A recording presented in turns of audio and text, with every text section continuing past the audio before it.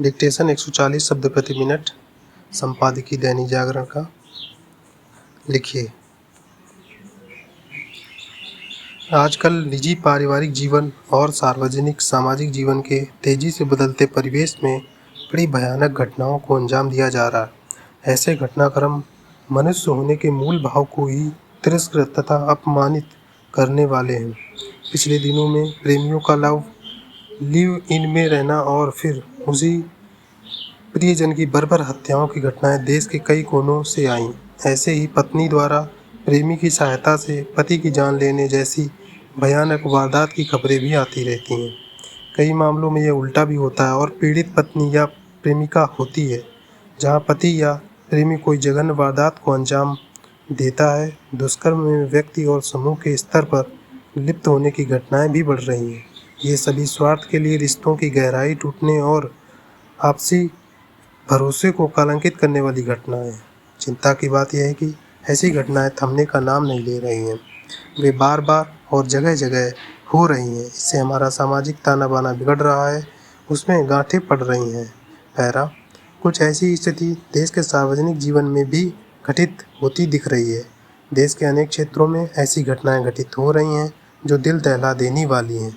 शायद ही देश का कोई ऐसा राज्य हो जहां से अप्रिय खबरें न आ रही हों। फिर भी हाल में बंगाल, बिहार, राजस्थान और मणिपुर सबसे अधिक गलत कारणों से चर्चा में रहे। मणिपुर में जारी हिंसा ने समूचे राष्ट्र की परेशानी पर बल डाल दिया है।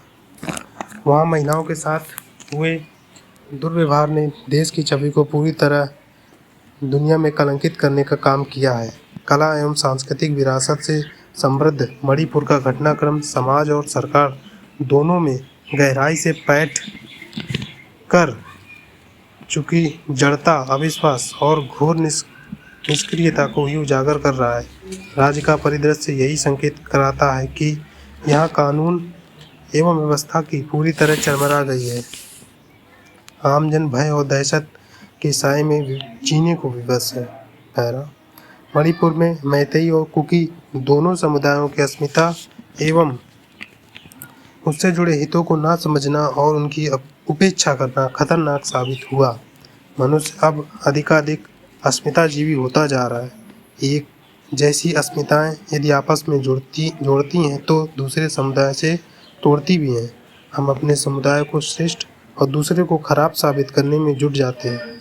इस दौड़ के अगले पड़ाव में दोनों अस्मिताओं वाले लोग एक दूसरे के दुश्मन होने लगते हैं। वे उनसे बड़ी अस्मिताओं जैसे मनुष्य होना या भारतीय होने को भूलने लगते हैं। बड़ी अस्मिताओं के साथ जुड़ना और अपने को पहचानना साझेदारी पर टिका होता है और उनमें परस्पर निर्भरता और पूरकता का रिश्ता होता है। वहीं अलग और खास होती अस्मिताएं तकरार का कारण बनती हैं। अंतर्राष्ट्रीय सीमा एवं व्यापार से निकटता के कारण मणिपुर का मुद्दा और जटिल हो जाता है। इसलिए मणिपुर की समस्या को वहाँ के भौगोलिक, ऐतिहासिक और सांस्कृतिक संदर्भ में समझना होगा। साथ ही इस पूरे घटनाक्रम का राजनीतिक संदर्भ देखना भी जरूरी होगा।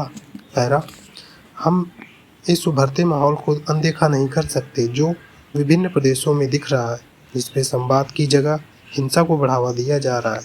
दुर्भाग्य यह है कि अब हिंसा का राजनीतिक इस्तेमाल नैतिकता की हदें पार करता जा रहा है। स्थिति के प्रति उदासीन नेता उसका लाभ उठाने से भी नहीं चूकते। मणिपुर के मामले की गूंज संसद में कैसे गूंजे और उस गूंज का श्रेय कैसे लिया जाए, अब यही मुख्य राजनीतिक प्रश्न बन गया है। पीड़ितों, प्रभावितों के दुख दर्द, पीड़ा और मुश्किलों को कैसे कम किया जाए, सामान्य जनजीवन कैसे बहाल हो और लोग इधर उधर शिविरों को छोड़ अपने अपने घरों में वापस लौट आएं, ये सभी प्रश्न गौड़ हो जाते हैं। राजनीतिककारों का सरोकार अगले चुनाव के सिर्फ वोट बटोरने का तक सीमित होता है। राजनीतिक बिरादरी संसदीय दायित्वों से पल्ला झाड़ रही है। वहाँ सार्थक विमर्श के अलावा सब कुछ हो रहा है। पूरा मानसून सत्र अड़ियल रवैये से उपजे संसदीय गतिरोध की भेंट चढ़ता जा रहा है। मणिपुर के घटनाक्रम की गंभीरता सत्ता पक्ष और विपक्ष दोनों खेमों के सांसदों ने स्वीकारी, लेकिन उस पर आवश्यक चर्चा के लिए दोनों खेमे सहमति के किसी भी बिंदु पर नहीं पहुंच सके। स्थिति यही है कि बातचीत से बात बनती नहीं दिख रही और विवाद की बात करने में अपनी चतुराई दिखाने में हम लोग आगे चल रहे हैं। बात करने के लिए विपक्ष द्वारा जितना समय मांगा जा रहा था उससे काफ़ी ज़्यादा समय बिना बात किए बिताया या कहें कि गंवाया जा चुका है। अब सत्ता पक्ष और विपक्ष नियमों और कायदे कानूनों का सहारा लेकर अपनी अपनी बढ़त सुनिश्चित करने की कोशिश में लगे हुए हैं। देश की सबसे बड़ी पंचायत में अब नाटकीयता और हंगामे का भी बोलबाला है। अभद्र भाषा के उपयोग से भी किसी को गुरेज नहीं दिख रहा। संसद के कार्य की हानि के साथ जनता की गाढ़ी कमाई का करोड़ों रुपया इस पंचायती उपद्रव की भेंट चढ़ रहा है। पैरा इन सब से यही लगता है कि आर्थिक विकास और भौतिक सुख सुविधाओं की बढ़त के साथ रिश्तों में सहिष्णुता, पारदर्शिता और भरोसे के स्तर पर जो परिपक्वता आनी चाहिए वह नहीं आ पा रही है।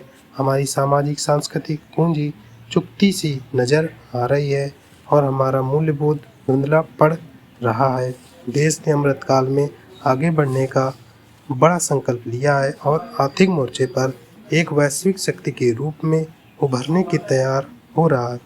ऐसे में व्यक्तिगत और सामाजिक विकास की आंतरिक चुनौती हमें आचार और विचार दोनों ही दृष्टियों से आत्मावलोकन के लिए आवाज़ दे रही है।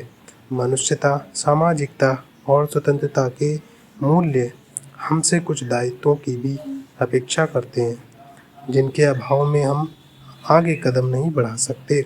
विचारों की लाचारी और आचार की मजबूरी के बीच हमें रास्ता ढूंढना ही होगा।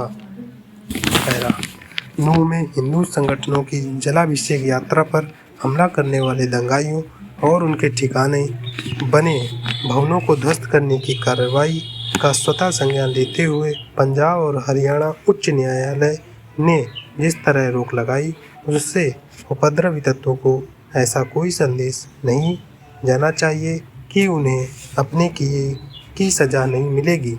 उच्च न्यायालय ने यह रोक संभवतः इसलिए लगाई क्योंकि अभी पुलिस ने अपनी जांच पूरी नहीं की है और यह सिद्ध नहीं कर सकी है कि जिन लोगों के घर अथवा दुकानें तोड़ी जा रही हैं वे वास्तव में दंगे में शामिल थे। यह संभव है कि उच्च न्यायालय ने यह अनुभव किया हो कि पूरी छानबीन के बिना बड़े पैमाने पर बुलडोज़र की कार्रवाई उचित नहीं है। जो भी हो, अच्छा होता कि उच्च न्यायालय इस भीषण सांप्रदायिक हिंसा का भी स्वतः संज्ञान लेता। फिलहाल यह कहना कठिन है कि दंगाइयों के ठिकानों को ध्वस्त करने की कार्रवाई पर न्यायालय अपना क्या फैसला देगा, लेकिन इससे इनकार नहीं किया जा सकता कि सुनियोजित साजिश के तहत फैलाई गई हिंसा में शामिल तत्वों को समय रहते सख्त सजा देने की आवश्यकता है। इस पर भी विचार होना चाहिए कि क्या दंगाइयों, अपराधियों और माफिया तत्वों के घरों को बुलडोजर से ढहाकर विधि सम्मत तरीके से त्वरित न्याय किया जा सकता है। इसमें संदेह नहीं कि जब ऐसे तत्वों के घर अथवा उनकी अन्य संपत्ति पर बुलडोजर चलते हैं तो आम जनता को संतुष्टि मिलती है।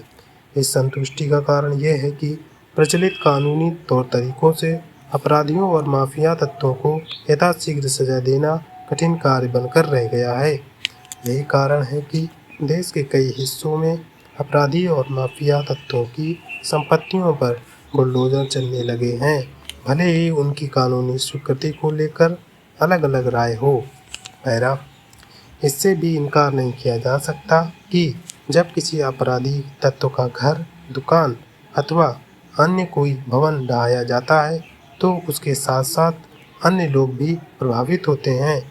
इनमें वे भी होते हैं जिनकी किसी भी अपराध में कोई संलिप्तता नहीं होती। आमतौर पर अपराधियों के ठिकानों को ध्वस्त करते समय यह तर्क दिया जाता है कि उसने अवैध निर्माण किया था, लेकिन अपने देश में तो इस तरह का काम बहुत सारे लोग भी करते हैं जिनका अपराध से कोई लेना देना नहीं होता।